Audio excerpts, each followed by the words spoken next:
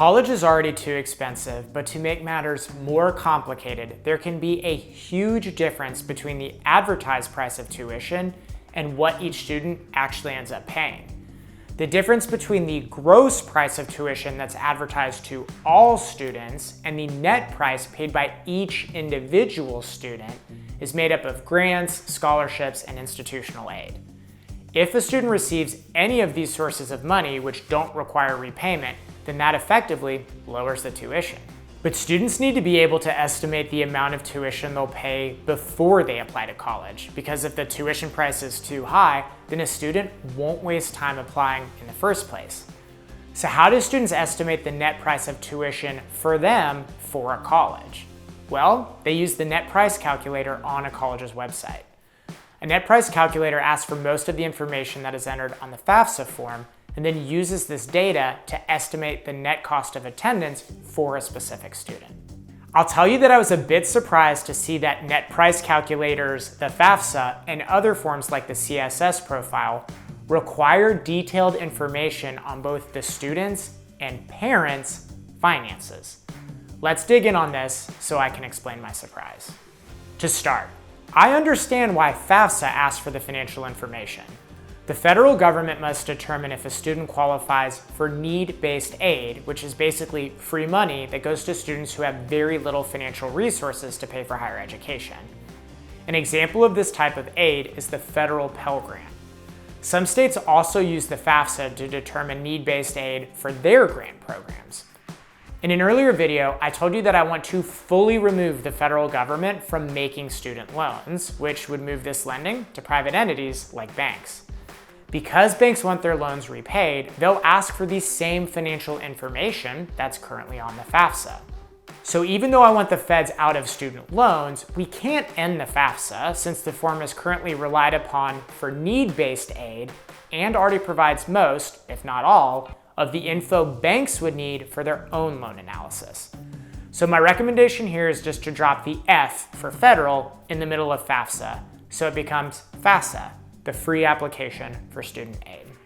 Now back to those net price calculators and institutional aid. Institutional aid is free money that the college provides you, essentially in the form of a tuition discount. But how do colleges determine if you should receive institutional aid?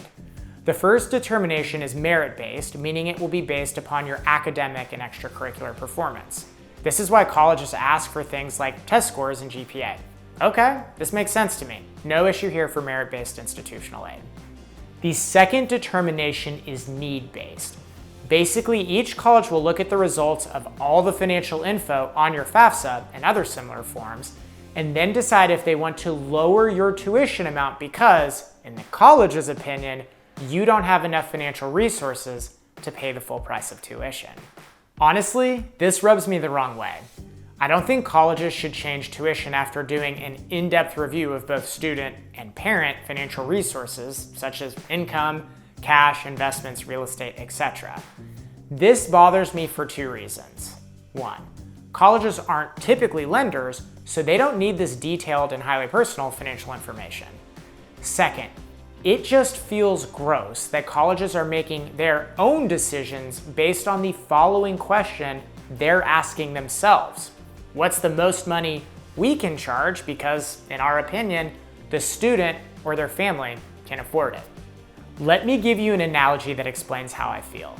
Imagine two different guys are interested in buying the same new car. The car's not cheap because in theory, it's a good investment. It was made well so it won't break down, it will reliably get them where they need to go for a long time, and it looks nice. There's also the benefit that this is a popular car model, so they can make connections with a lot of people who drive the same car. Now imagine that the guys walk into the dealership to buy the car, but the car is much more expensive than they expected. It's listed in the showroom at $60,000. A salesman walks up to both guys who are in shock looking at the sticker price, and the salesman says, "Guys, don't worry, that's not the price you'll actually pay. I already have all the information about your assets, and I've determined that one of you will pay $50,000 and the other one will pay $30,000. You could try to negotiate with me, but it won't really help because I already have all your financial information and I've determined what I think you can afford. Thanks, guys. That's essentially what's happening here with colleges, and it just feels gross. So here's what I would do. First, colleges should not directly receive any data detailing either a student's or parent's financial resources. I also don't want colleges to receive a summary of this information, such as the Student Aid Index from the FAFSA. Instead, colleges can use the answers to a series of questions to determine the amount of need-based institutional aid to offer. Some example questions could be, 1. Has the student qualified for or received any types of need-based financial aid, such as a Pell Grant? If so, list the type of aid, but not the amount. And 2. Is the student independent as defined by the FAFSA?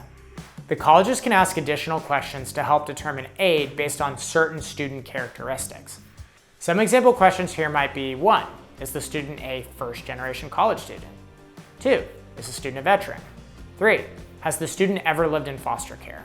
And 4. What is the student's major?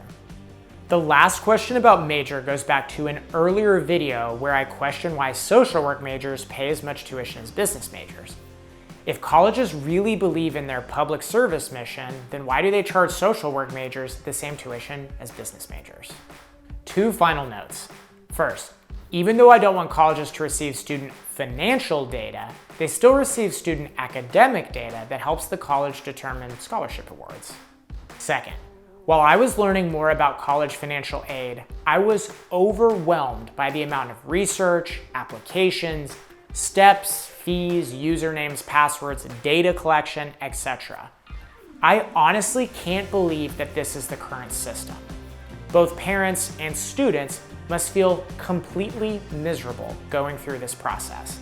And to make matters worse, it seems like multiple sources of money are used to pay for college instead of just 1 or 2, which just adds increased complexity. What a terrible system.